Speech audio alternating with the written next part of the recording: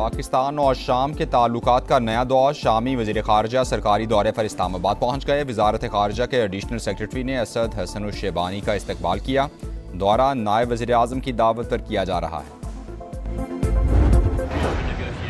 Maybe at some point, but right now, I think the situation is so good. But maybe at some point. Look, it's very simple. They have to get rid of completely. They have to get rid of no nuclear weapons. Iran cannot have a nuclear weapon. Iran के साथ किसी भी मरहले पर बातचीत हो सकती है, मगर फिलहाल नहीं। तेहरान को जौहरी हथियारों से दस्तबरदार होना पड़ेगा। अमरीकी सदर डोनाल्ड ट्रंप की मीडिया से गुफ्तगू। कहा, ईरान के पास जौहरी बम हुआ तो वो इस्तेमाल करेगा। अमरीका इसकी इजाज़त नहीं दे सकता। आबना हुर्मुज़ से बहुत ज़्यादा तेल बाहर आ रहा है। जंग खत्म होने पर कीमतें मज़ीद नीचे आएंगी। आबना हुर्मुज़ मुस्तकबिल में इतनी अहम नहीं रहेगी। अमरीका का आबना हुर्मुज़ में कॉरिडोर कायम करने का दावा। अमरीकी हुकाम के मुताबिक कॉरिडोर के जरिए लाखों बैरल तेल की तरसील मुमकिन होगी। एक्सियोस के मुताबिक 15 से 20 तेल बरदार जहाज जनूबी रास्ते से गुजर रहे हैं। तेल की तरसील का मकसद आलमी कीमतों को काबू में रखना है। अमरीकी लड़ाका तैयारों की आलमी गुजरगाह की फ़ज़ाई हुदूद में गश्त जारी।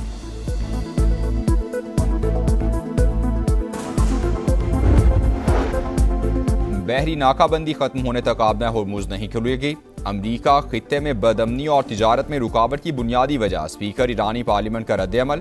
कहा, अमरीका इस वक्त बेबसी की कैफियत से दो चार है। जंग जारी रहे या बंद, अमरीका अपनी साख खो देगा। जंग की तैयारी ना हो तो मुज़ाकरात से कोई नतीजा हासिल नहीं होगा। बरतानिया का मुतनाज़ा इसराइली आबादकारी मनसूबे पर शदीद एहतजाज। इसराइली नाज़िमुल उमूर की तलबी। ईवन मनसूबे पर फैसला वापस देने का मुतालबा। वाज़े किया कि मनसूबे का टेंडर नाकाबिल कबूल और तबाहकुन इक़दाम है। हुकूमत का आवाम को बड़ा रिलीफ। हाई स्पीड डीजल 32 रुपये 63 पैसे सस्ता। नई कीमत 363 रुपये 6 पैसे हो गई। पेट्रोल के निर्खों में 2 रुपये 97 पैसे इजाफा। 337 रुपये 51 पैसे मुकर्रर। वज़ीर पेट्रोलियम के ऐलान के बाद ओगरा की जानिब से नोटिफिकेशन जारी कर दिया गया। हाई स्पीड डीजल वज़ीर आज़म की हिदायत पर ऑयल रिफाइनरी से मुज़ाकरात के बाद सस्ता हुआ। आवाम को टारगेटेड सब्सिडी के जरिए रिलीफ दिया गया। मसाइल का मुकम्मल इदराक है, मुश्किल वक्त ज़रूर ख़त्म होगा। अली परवेज़ मलिक की अतात आरट के हमरा गुफ्तगू।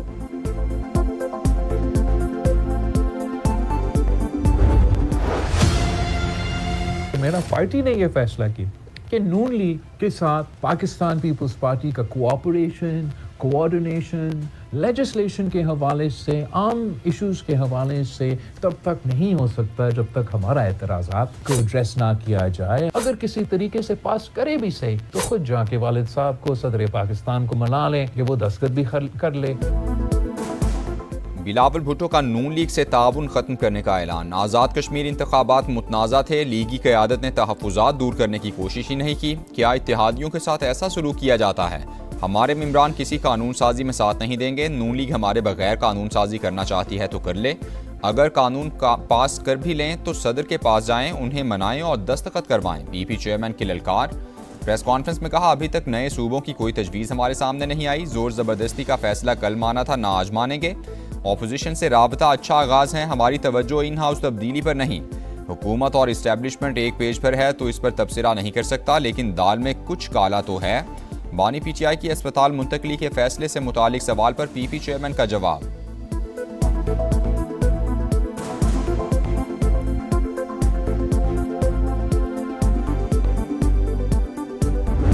मेरा ख्याल है कि अगर ये एक लफ्ज़ या एक लाइन हो जाती कि ये एक स्पेसिफिक सर्कमस्टांसेस में एक स्पेसिफिक ऑर्डर है जो कि किसी और के ऊपर लागू नहीं होगा, वहाँ पे पूरे सिक्योरिटी अरेंजमेंट्स करने पड़ेंगे। अदालत से कोई टाइम रिक्वेस्ट करके अगर 2 दिन में ये अरेंजमेंट्स मुकम्मल ना हों तो कोई थोड़ा वक्त जो है वो हासिल किया जा सकता है।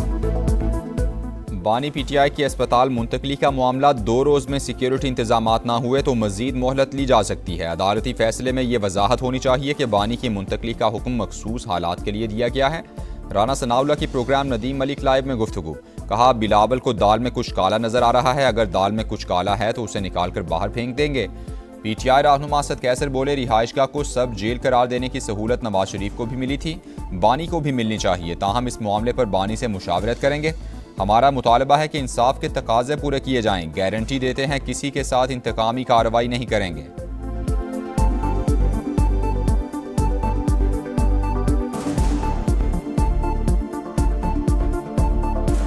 मियां साहब खुद रहे हैं 6 नवंबर से 19 नवंबर तक 13 दिन जाती उम्रा में जाती घर में रहे। दूसरा जो है ना 26 मार्च से 7 मई तक यानी 42 दिन जाती उम्र में जाती रिहाइश में वो रहा। ये सहूलत इमरान को मिलनी चाहिए? देखिए बिल्कुल मिलनी चाहिए, लेकिन हम क्या कहते हैं, हमारा मुतालबा क्या है? हमारा मुतालबा यह है कि इमरान खान को इंसाफ मिलना चाहिए। बानी पीटीआई की अस्पताल मुंतकली का हुक्म कानून से हट कर दिया गया। हुकूमत की सुप्रीम कोर्ट में नजर सानी दरख्वास्त दायर। जेल रूज में कैदी की मुंतकली का तरीका वाज़े। फरीकैन को नोटिस जारी किए बगैर जारी हुक्मनामे में इन रूल्स को नज़रअंदाज किया गया है। केस के अबूरी मरहले में हतमी नौइयत का रिलीफ नहीं दिया जा सकता। चीफ कमिश्नर इस्लामाबाद की जानिब से दायर अपील में मौक़िफ़। बानी पीटीआई की अस्पताल मुंतकली के केस में दरख्वास्त गुजार उज़्मा खान ने भी इजाफी दस्तावेज़ात अदालत में जमा करा दी।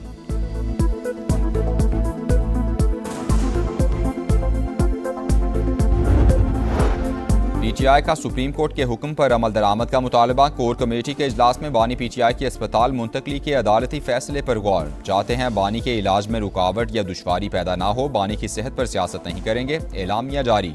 अस्पताल के बाहर गैर जरूरी भीड़ या वीडियोग्राफी से गुरेज की हिदायत।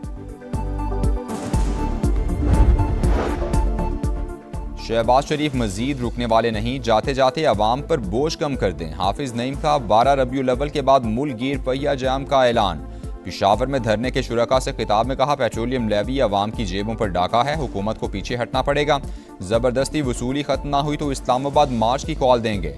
पेट्रोलियम लेवी के खिलाफ जमात इस्लामी का एहतजाज 5वें रोज में दाखिल।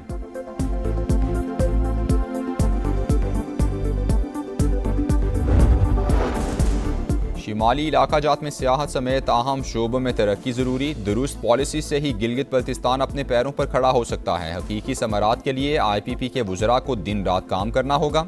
सदर इस्तेकाम पाकिस्तान पार्टी अब्दुल अलीम खान की गिलगित बल्तिस्तान और आज़ाद कश्मीर से अरकान असम्बली और पार्टी कायदीन से मुलाकात में गुफ्तगू। GB में हालिया हुकूमत साजी और आज़ाद कश्मीर इंतखाबात के बाद की सूरत हाल पर बातचीत।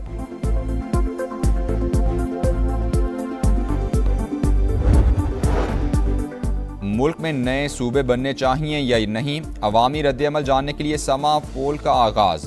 आप भी QR कोड स्कैन करें और अपनी राय दें। मुल्क की मुस्तकबिल के अहम फैसले में किरदार अदा करें।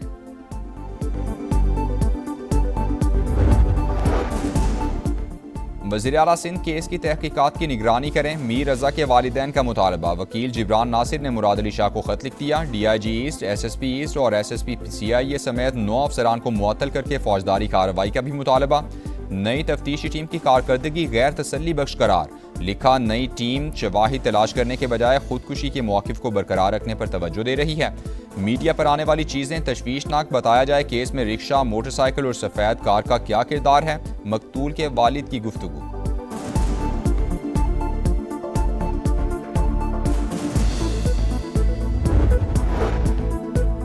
कराची में लांढी अस्पताल चौरंगी के करीब नाले से बच्ची की बोरी बंद लाश बरामद। रेस्क्यू हुकाम के मुताबिक लाश 2 से 3 रोज पुरानी है।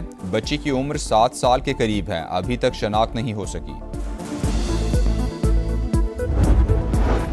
कराची में शाहराह नूर जहां के इलाके में मुबैना पुलिस मुकाबला।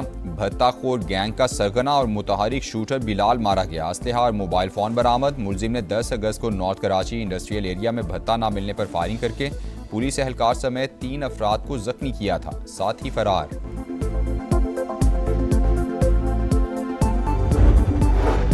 लांढी कराची में डेप्यूटी डायरेक्टर एजुकेशन के ऑफिस पर फायरिंग। गोली लगने से सुपरवाइजर सैयद इम्तियाज हुसैन जाँ बहक। पुलिस ने वाकया ज़ाती दुश्मनी का नतीजा करार दे दिया। मुख्तलिफ पहलुओं से तफ्तीश जारी। जिना अस्पताल के ICU में जगह ना मिली। हामिला खातून जान से गई। नौमौलूद भी जाँ बहक। कराची में इंतहाई अफसोसनाक वाकया। गैस्ट्रो वार्ड्स के डॉक्टर्स के मुताबिक ICU में 3 बेड्स खाली थे। मरीजा को वहां रखने के बजाय गैस्ट्रो वार्ड मुंतकिल किया गया। वहीं बच्चे को जन्म दिया। तहकीकात के लिए कमेटी तश्कील दे दी गई। लाहौर में पुलिस पर हमले। 32 साल के टारगेट किलर तारिक की गिरफ्तारी चैलेंज बन गई। मुलजिम के वालिद और भाई समेत 5 अफराद को हिरासत में ले लिया गया। मफरूर टारगेट किलर की शनाख्ती तफसीलात भी सामने आ गईं।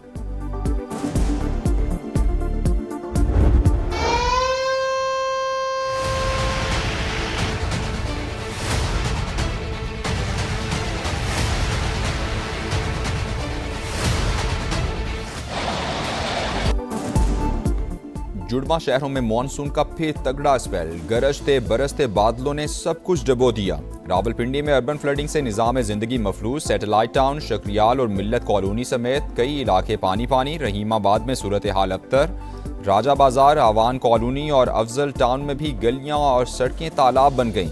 पानी घरों में दाखिल, मकीन महसूर होकर रह गए। कटारिया में सबसे ज्यादा 145 मिलीमीटर बारिश रिकॉर्ड, वासा के दावे बह गए। इंतजामिया की कारकर्दगी का पोल भी खुल गया, घर डूब गए, सामान तबाह। कई घंटों बाद पानी खुद ही उतर आया। पाक फजाइया के पायलट ऑफिसर राशिद मिन्हास शहीद, निशान हैदर का आज 55वां यौम शहादत। बहादुर सपूत ने पाक फजाइया का तैयारा भारत ले जाने के अपने ही इंस्ट्रक्टर का नापाक मंसूबा नाकाम बनाया। वतन की हुर्मत पर जान कुर्बान करके नाम सुनहरी हरूफ में लिखवाया। फील्ड मार्शल आसिम मुनीर और सर्विसेज चीफ्स का बहादुर सपूत को जबरदस्त खिराज अकीदत। ISPR के मुताबिक शहीद ने गैर मामूली जुर्रत का मुजाहिरा किया। खराब परफॉर्मेंस, बुरा अंजाम, हॉकी वर्ल्ड कप में पाकिस्तान का सफर तमाम। कौमी टीम भारत से हार कर सेमीफाइनल की दौड़ से बाहर हो गई। रिवायती हरीफ ने 3 के मुकाबले में 5 गोल से शिकस्त दी। ग्रीन शर्ट्स 16 साल बाद भी ग्रुप स्टेज का मैच न जीत सकी। रूस ने यूक्रेन पर एक और बड़ा हमला कर दिया है। दारुल हुकूमत कीव में बैलिस्टिक मिसाइलों की बरसात की गई है, जिसमें अब तक इत्तलात के मुताबिक 4 अफराद हलाक और 23 जख्मी हो चुके हैं। और हमले में बैलिस्टिक और हाइपरसोनिक मिसाइल भी इस्तेमाल किए जाने के इत्तलात हैं। तो ये ताज़ा तरीन खबर हम आपको दे रहे हैं। हमले के खौफनाक मनाजिर भी आप समा की स्क्रीन पर देख सकते हैं। रूस और यूक्रेन जंग 4 साल से जारी है, जो कि खत्म होने का नाम ही नहीं ले रही। और इसमें बीच में कुछ डेवलपमेंट सामने आई थी, कुछ इस हवाले से अब जाहिर सी बात है ये इनिशिएट किया गया था ये मामला कि किसी तरीके से ये जंग रुक जाए। अमेरिकी सदर डोनाल्ड ट्रंप ने भी इस हवाले से बात की थी, लेकिन जो अब हम देख रहे हैं सिचुएशन वो उसके बिल्कुल बरक्स है। तो एक बड़ी खबर ये है कि रूस ने यूक्रेन पर एक और बड़ा हमला कर दिया है और दारुल हुकूमत कीव में बैलिस्टिक मिसाइलों की बरसात की गई है, जिसमें अब तक इत्तलात के मुताबिक 4 अफराद हलाक हुए हैं, 23 जख्मी हो चुके हैं। हमले में बैलिस्टिक और हाइपरसोनिक मिसाइल भी इस्तेमाल किए जाने की इत्तलात हैं। तो ये एक बहुत रीसेंट अपडेट्स हैं। जैसे जैसे हमें इस हवाले से जो इत्तलात मौसूल हो रही है, अब समा के नाज़रीन को दिखा रहे हैं। और हमले के जो खौफनाक मनाजिर हैं वो भी आप समा की स्क्रीन पर देख सकते हैं। आप ये देख सकते हैं किस हद तक जो शोले हैं वो बुलंद होते हुए नजर आ रहे हैं। ये इस बात की अक्कासी कर रहे हैं कि ये जो हमला था वो कितनी इंटेंसिटी से किया गया था, क्योंकि हाइपरसोनिक मिसाइलों का बाकायदा तौर पर इसमें इस्तेमाल किया गया है। रूस और यूक्रेन जंग 4 साल से जारी है, जो हम देख रहे हैं कि खत्म होने का नाम ही नहीं ले रही है। इट्स बीन 4 years और रूस ने कीव पर बैलिस्टिक मिसाइल बरसा दिए हैं। 4 अफराद हलाक हुए हैं, 23 के जख्मी होने की इत्तलात अभी तक हमें मौसूल हो रही है। और जो इस हवाले से मजीद डिटेल सामने आ रही है वो ये आ रही है कि हाइपरसोनिक मिसाइल्स का बाकायदा तौर पर इस्तेमाल किया गया इन हमलों में। बिल्कुल ऐसा ही है, वो मनाजिर है जो कि आप समा की स्क्रीन पर खुद देख सकते हैं कि किस तरह से ये जो शोले हैं आग के वो बुलंद हो रहे हैं, धुएं के बादल हैं जो कि हर तरफ दिखाई दे रहे हैं। और यकीनी तौर पर बड़ा हमला है ये। हमले में बैलिस्टिक और हाइपरसोनिक मिसाइल इस्तेमाल किए गए हैं। और इस हवाले से आपको ये भी बताते चलें कि 4 साल से ये जंग जारी है, जो कि अभी तक किसी नतीजे पर नहीं पहुंची और ख़त्म होने का नाम नहीं ले रही। और लीड्स टेस्ट का पहला दिन इंग्लिश बॉलर्स के नाम। रॉबिन्सन और जॉर्ज टंग की जोड़ी ने पाकिस्तानी बैटिंग लाइन उड़ा कर रख दी। दोनों की 5-5 विकेटें। कौमी टीम पहली इनिंग्स में 171 रन पर आउट हो गई। खेल के इख्तिताम तक मेज़बान टीम के 2 विकेटों पर 112 रन।